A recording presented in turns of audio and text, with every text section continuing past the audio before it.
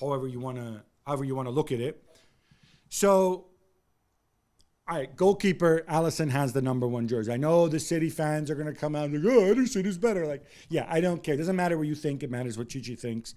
Alisson is not in question. No. Plus, he's far more handsome than Ederson, and he doesn't have the stupid neck tattoo, yeah? That's your point of view, yeah. Some might disagree. Some like genital torture. I don't. I like Ederson. Ederson looks good, man. You think Ederson's more handsome than Alisson? No, I think Ederson. Okay, that's the only point I'm saying.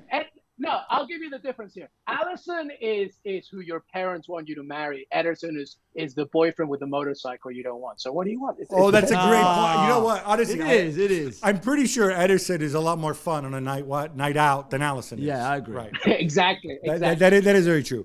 All right. But he does start, Gab. He does start off Ederson every single time. Alisson is the undoubted starter for Brazil. Okay.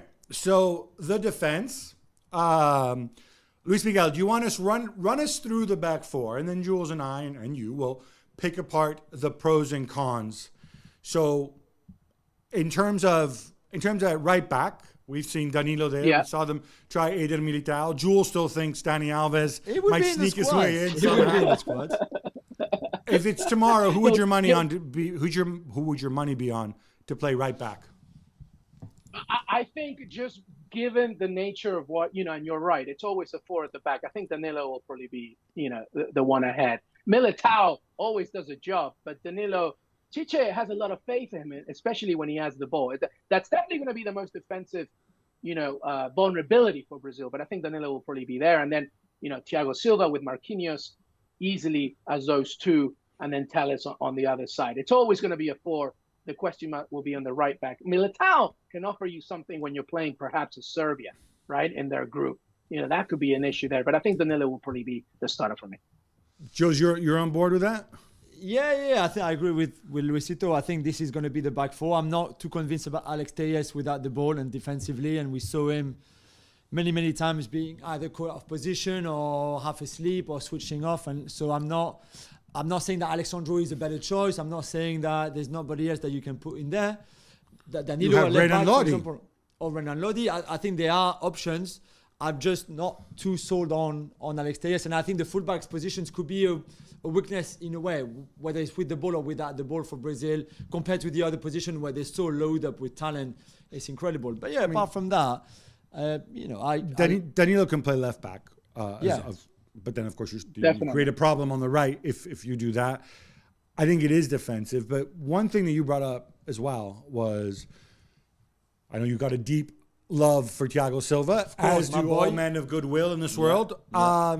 However, Thiago Silva in a 3 is a great proposition. Yeah. Thiago Silva in a 2 at this stage of his career, maybe not so much. Would it make... But that's okay, Gab, that's all right. Because, Militao's right there. Chichi's not that worried about it. I think the Militao's where?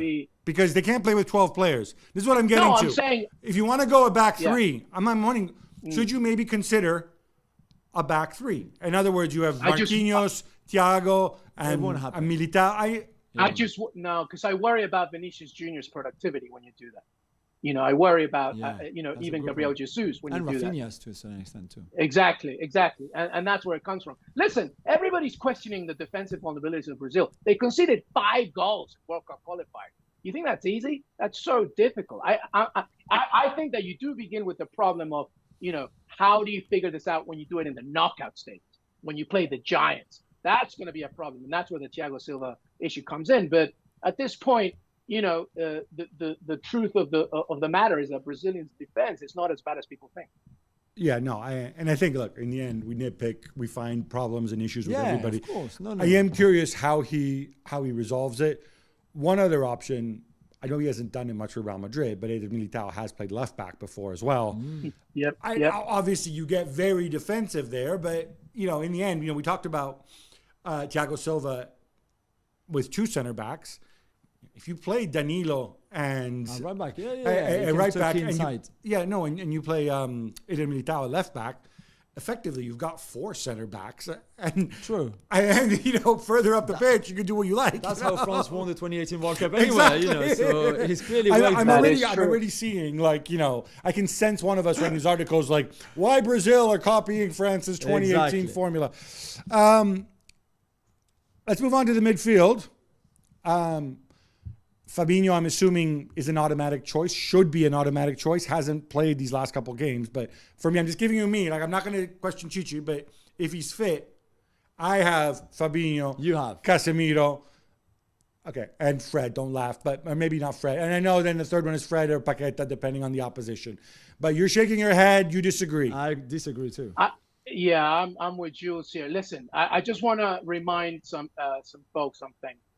Chiche has no issue doing a 4-3-3 where you have the likes of Casemiro in the middle, Lucas Paqueta on the other side, and Neymar Jr.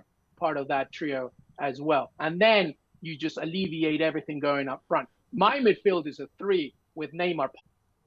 Okay, I think you guys are you guys. But Fabinho is not going to start. Casemiro will be the starter, and then he will either have. No, I agree with you. I just think that it's maybe probably too defensive for Chichi and for Brazil, and I can especially see I suppose what you're saying, because you don't have the fullbacks who are attacking fullbacks, right? Yeah, and it's two proper holding midfielders. I don't think this Brazil team needs 2. So you pick either Fabinho or Casemiro, but not the 2. What about the goal-scoring Casemiro we saw at Real Madrid? No? Wow. All right. Okay, so you reckon we're going to have one. Your midfield, is Casemiro, Neymar, and Lucas Paqueta, yeah? Yeah, listen, Lucas Paqueta has earned this, I think, definitely. And I agree with you. Ultimately, you can't go with 2. That's way too protective for him. And obviously, this can play around in the group stages. You might see what you're saying, Gab, in the second game. In the first game, I'm seeing Brazil going all out with a 4-3-3, Neymar being in the middle. And that way, you can have a lot more offensive choices going up front. Okay, here's my thing about the packet. When he plays for West Ham, he has Soucek. He's got the twin towers of Soucek and Declan Rice behind him, right? Yeah. Plus a fairly defensive back 4. Yeah. So you're asking him, hey, packet, go from doing that at West Ham, where you're kind of in the Lanzini role. And by the way, David Moyes might change it 101 times since he's changed his team every week, so we don't really know where it's going, right? But you're asking him to move from that into playing what necessarily has to be a deeper lying, more disciplined role. Do you want to mess around with this and put this kind of onus on the packet? Who, let's face it, nice player, but it's still Lucas Paqueta. He's more physical than you think, I think. He's played at Lyon with Peter Bosz, who plays panini sticker football. He's not a real coach, right? I know, but I've seen him against PSG being very strong in that sort of number 8 position. And don't forget, Brazil will have 65 or 70% of the ball every time. Okay, maybe not if they reach a semi-final against one of the big teams, but still, it will be a lot of the ball. So you raise a really interesting point about possession, Luis. Luis Miguel, I want to get your view on this. Jules says they're going to have 75, 80% possession, whatever, right? So I said 65 to 70. 65, whatever. Is that the case, and is that good? And the reason I ask this is Vinicius is obviously highly productive up front, playing in a very, very direct way. Richarlison is also a very, very direct player. We don't know if he's going to start or whatever. Raphinha, another very direct player. I don't know that. I mean, I don't know if I'm Chichi. I don't know if I don't want to exploit that. If don't want to go vertical more often, rather than play this higher possession game. And again, I'm playing higher possession game for the packet. So maybe I want to do it for Vinicius and play something that suits him a little bit more. Am I wrong here? No, you're not. I mean, listen, I can tell you 2 things. One, Chiche is looking back at that Copa America final against Argentina, where possession was, second to nature for Brazilians. What happened in that game? They lost, right? So, Chiche's idea of possession doesn't mean anything if there's no end product by the end. And that's what you see in these latest friendlies, right? Granted, they're just friendlies. But to your point, he wants to be more vertical because he also sees the personnel that he has. We're not even talking about Gabriel Jesus right now, who is a player that likes to play that, obviously he's used to the possession base due to Mikel Arteta's Arsenal, of course, Man City before him. but he likes the end product. He likes to finish the same. Of course, you can say with Richarlison and Anthony as well, who could probably come in and give you 10 minutes. Chiche is done with possession. He knows he's going to get it, like Jules said, between 65 and 75%. But you need to see an end product because they've already been bit by the fact that you can keep the ball as much as you want. You better score some goals. For example, I don't think the first Raphinha goal against Tunisia, which is the Casemiro long ball over the top, and then it's an incredible header and it's a very difficult goal to score.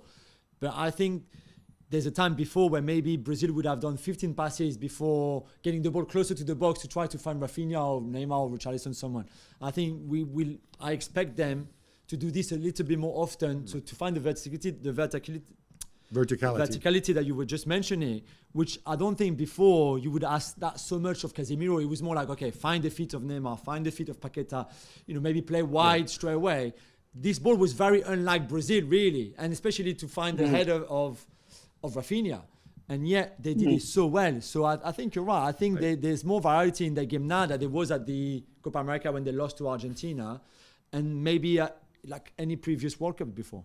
Yes, to me, that would be another reason maybe not to have the packet in there. But I'm in the minority here. You need some tempo. I recognize you need that. To control the tempo too. You can't just go. All right, let's go with the front three now. Obviously, Luis Miguel doesn't think Neymar's going to be in the front three because he has him in midfield. But Jules, what's your front three? I love Gabriel Jesus, and like you, I think he's having already a great season. I think he can be so much value for the squad, even if he doesn't start, but for the physicality, for everything that he brings, the press and the counter press especially, because I think he does it better than Richarlison. But I think the train is gone now. And I know Luis disagrees. I don't think they would call him for the World Cup. And I think it will be Raphinha, Richarlison, Vini, with probably, Pedro coming off the bench being another option on the bench and having other players on the bench like Rodrigo, for example, who can also come and play different positions and variety. But I think for both Martinelli and Gabriel Jesus, I'm afraid I don't think it's good. So your front three is, just remind me, Vinicius, Richarlison, and Raphinha. Yeah. And Neymar in midfield. And Neymar has a free role that he's been playing for the And you're also going with the Echegaray lineup of one proper midfielder and then Paquet and Neymar. Certainly for the group stage. Then I think if you play a much bigger team like a France or like an Argentina, you might need more solidity in midfield. And in that case, like we saw Vini not starting against Tunisia, for example, and you could easily have Raphinha not starting and play a 4-3-3 with Fred and Casemiro and Neymar, Paqueta and Neymar higher up the pitch. Luis Miguel, what's your take on Gabriel Jesus? Obviously, you have a clear idea on why he's not here, and you don't think the door is shut on him. I do. I think that I just take the words of what Chiche said when he announced the roster of these friendlies, and Gabriel Jesus wasn't part of it. And he said, look, this is just my opportunity to give other players a chance. Me thinking, you cannot not take Gabriel Jesus. You can't do it. It would be never mind the work that he's done for Arsenal already. It's already the body of work that he's delivered for Chiche. The only thing that I would say from what Jules was saying is that with all this beautiful artistry that Brazil is going to create, you need a big man up front. And I feel like Richarlison will probably start, and then you'll have Vini Jr. on one side and then Raphinha on the other one. So I don't even know if Gabriel Jesus would start, but not taking him at all would be, kind of a big move from Chiche. But I do think that Richarlison has earned his right. He's earned it for a while, by the way, because you need that kind of final product at the end, that physical status to do something. So I think it'll be Richarlison one side, Vini Jr. on the other one, and then Raphinha. Okay, so you guys have the same front three. I'm not super sold on Raphinha in the sense that I don't know if it was right now, yes. I don't know that this is his level or he can keep his level all season long. I still think this is a player who's developing a little bit. But I do think Raphinha and Vinicius, as a pair of wingers, obviously on opposite sides, they really suit this. And Richarlison through the middle. I just think he is more present. It's not a question of work rates. It's a question of presence. He's got the aerial ability, which Gabriel Jesus doesn't have. I'm sure Gabriel Jesus will be in the squad, I would imagine. But it seems to me that this is the setup that makes sense if the World Cup were to start tomorrow, which, of course, let's remind ourselves, It doesn't. We got another 6 weeks to go, 6 weeks to change.